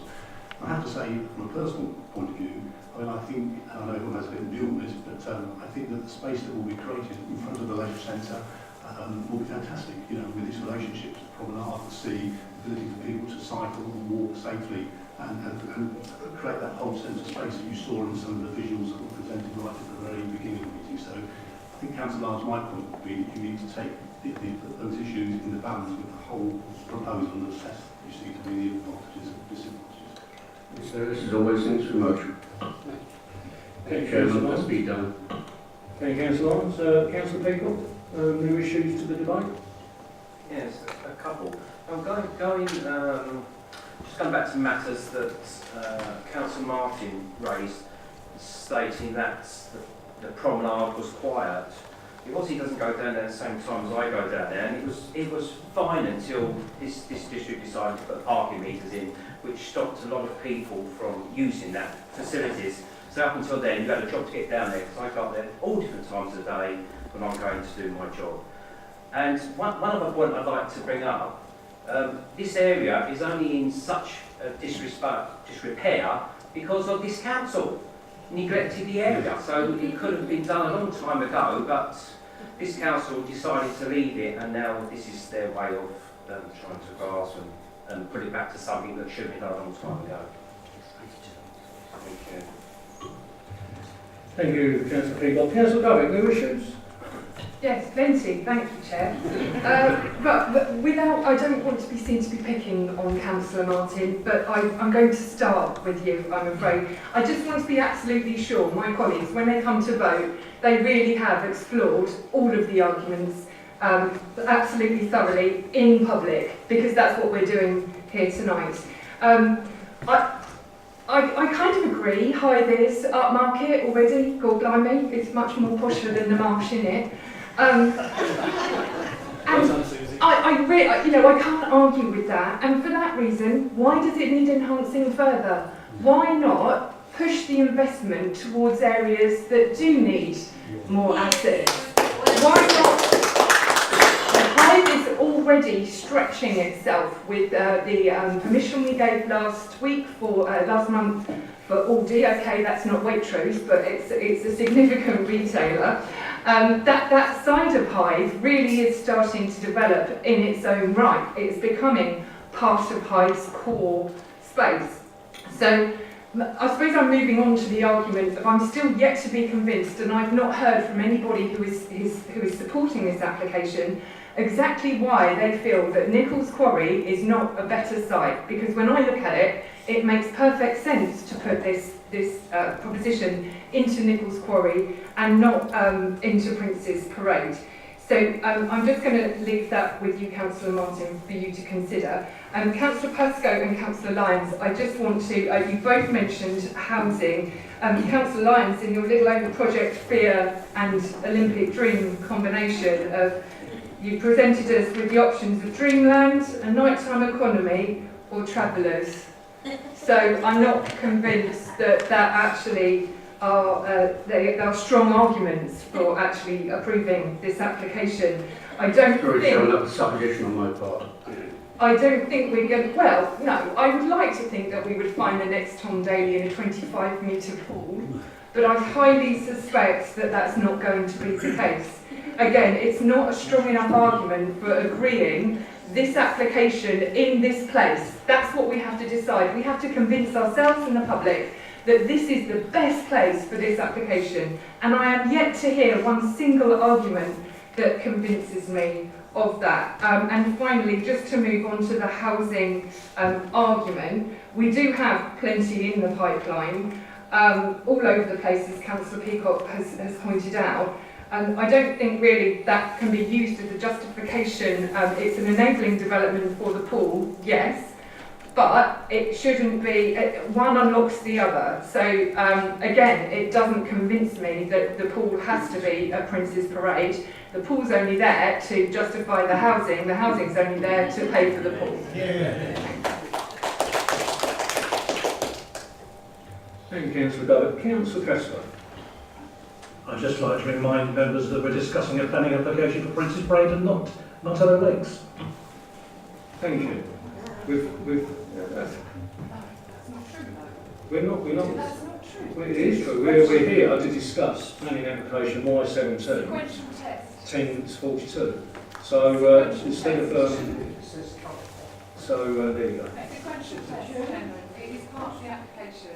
I apologise for interrupting, Chairman. It is part of the application because that's passed the sequential test. So we have to prove to ourselves and the public that this needs to go at Prince's Parade and not Nichols Quarry. So it absolutely is relevant. Yeah. Thank you. Yeah. Both out of centre side, so it's not relevant. Well, thank you. Councillor Laws. Well, I will say that I believe that Nichols Quarry is included in this because part of the remediation money for Prince's Parade is offset against Nichols Quarry, making it appear far more expensive, and it's used as an argument, so we must be able to refer to it. And what I'd like to know is, there's about 3/4 of an acre was going to be taken up with the leisure centre on Nichols Quarry.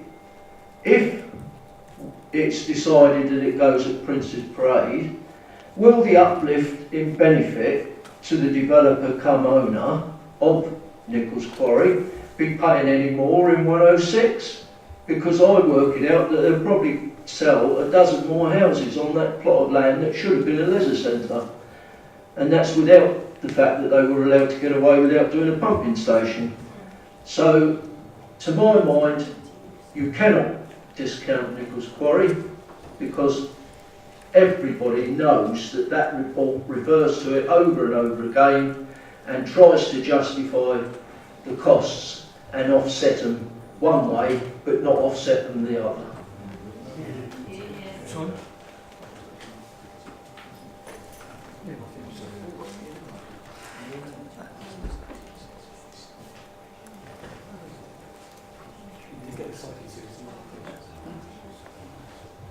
Mr. Lewis, thank you.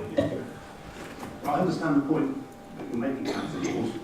From my recollection, being involved in Nichols Quarry many years ago, that it doesn't automatically go to housing if the leisure centre isn't built there. It would remain as a community use, and the developer would have to make a planning application for change of use and use of that land for housing. So I don't think it would be correct for the committee to assume that housing will be built on the site where the leisure centre would be for Nichols Quarry. I think that would be a wrong assumption. We will see. Councillor Robinson. This is very brief, Mr. Chairman. In our pink slips, again, mentions a 1.6 cost plan. Sorry, I mustn't talk about it. But it mentions Nichols Quarry, that's all. Yeah, it's restricted information, Councillor Robinson. Well, councillors, I'm going to take Councillor Peacock, then I'm going to go to the vote. Thank you, Councillor Peacock. Thank you. Just a couple more things. What people aren't sort of taking into consideration, this is an iconic site. And all we seem to be doing now is building 4-storey buildings from it's already happened at Fisherman's Beach. It will go all the way along to Sandgate.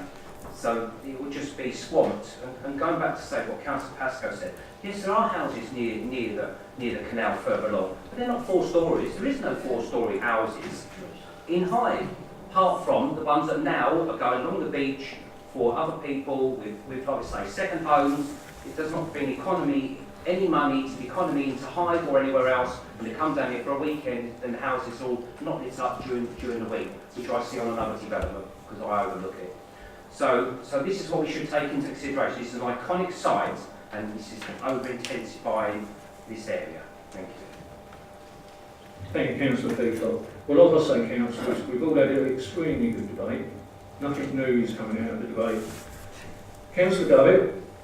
Thank you. We have barely touched on ecology and wildlife. There are some questions over cost and viability, regardless of what Ms Patching said. Councillor Owen hasn't had his concerns addressed about contamination. We've hardly discussed the engineering challenges. And again, we've hardly touched on the debate of Nichols Quarry versus Prince's Parade. There are so many other things that we still need to discuss, and I feel that vote is premature. I'm sorry for letting Councillor Davitt, you feel that way, but we've had over an hour and a half. You've had 3 or 4 opportunities to speak. Like every councillor spoke at least 3 or 4 times. So I believe we're just going around on the roundabout now. And starting to, he said this, she said that. You know, we're here to discuss the facts. Everybody's looked at the facts. You've spoke about the facts. You've spoken 3 or 4 times. So I think, you know, nothing new's coming out of discussion. I think it's time to go to the vote. It is called a debate. That is what a debate is. We go back and forth and we discuss every point. I really don't think that an hour and a half gives this application justice. The applicant has been working on it for years. The protesters have been also working on it for years, and I think it does them a disservice, and I really don't feel comfortable with that. Councillor Davitt. If you've got specific issues you want to raise them now, please. Thank you. I would like Councillor Owen's concerns about contamination. I think everybody has got concerns about contamination and where that sits in this application, and how we can reassure ourselves and the public that should this proceed tonight, there will be no risk to the public. Mr. Allen? I can come back on that point. The council's consultants, RPS, have looked at the proposals within the scheme and are satisfied that the work proposed, the capping measures proposed and measures both during the development, which we monitored by a construction environmental management plan, and after development to ensure that the appropriate mitigation has been put in place. We accept those findings and they would legally could not leave a site in a dangerous condition. What happens if when we dig down we find the contamination is greater than anticipated and therefore the costs are greater than anticipated? What will be the first to go? Will it be the swimming pool? Will it be the green roof? Will it be the boutique hotel? What happens next? There's two elements to that in terms of a standard planning condition that we would impose upon any application that has a potentially contaminated site has a clause in it that to the discovery of any new contamination. So any developer of a site would come up with a mitigation plan and a remediation package for the perceived risks. Things do change over time, and with any developer, whether it's the district council or private entity, costs may change. Costs of development are outside, they're unknowns in any development, and that has been part of some of the viability assessment where figures thrown around where I think some of the costs are 21.4% for I think the overruns potentially to allow for these sort of eventualities that may come up or may not. That is something outside of the planning arena because for a private contractor who came to us for a planning application would also potentially have to face that issue. But again, the statute and the law, the environmental legislation, name which escapes me at the moment, I do apologise, would not allow the site to be carried on and developed until such time as it had been made hazardous with human health and there were no impacts either on site or off site. I hope that. Thank you. But just to confirm then, so by developing on the site, we are increasing the risk versus just capping it off as it is a lesser risk. Could you clarify how? What I mean is by interfering with the site and developing on it, are we increasing the risk of contamination spreading or the costs associated with the contamination being there versus if we leave it alone and just cap it off, which is what we've got to do anyway, is that a lower risk option than developing? Ms. Patchin will answer that. The whole purpose of getting of the planning officers getting advice from the consultant that we use regularly on planning applications is to ensure that the site can be safely developed without there being a risk contamination either to people using the site or to the adjoining land.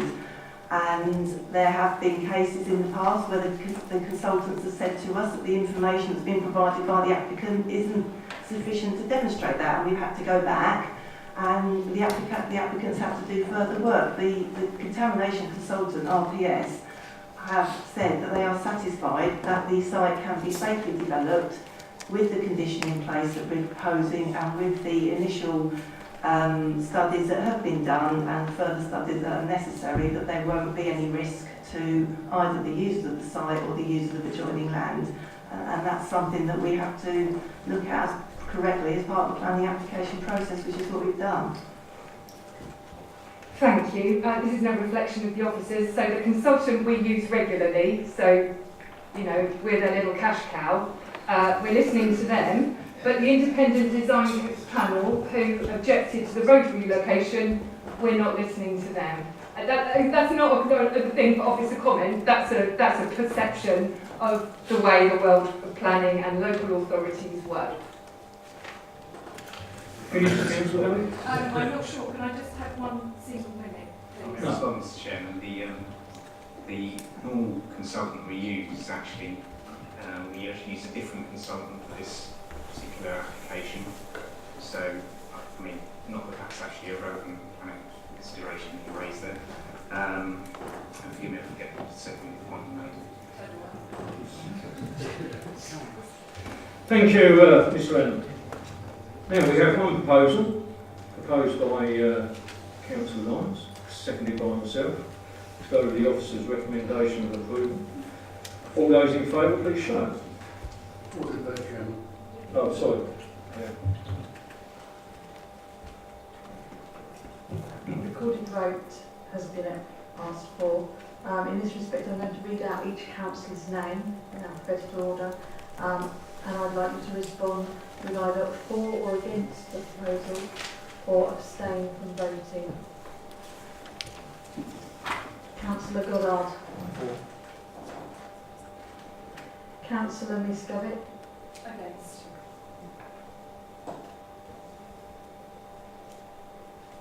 Councillor Laws.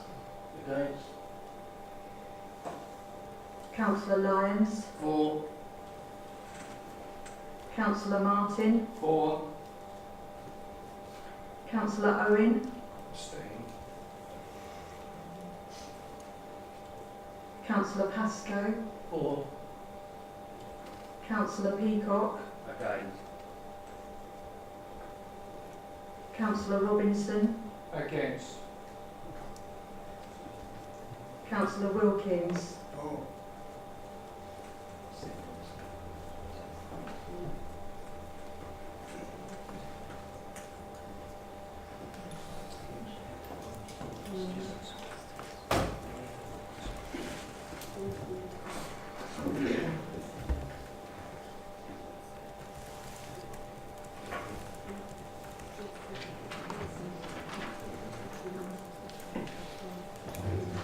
For the purposes of the webcasting, the voting is as follows.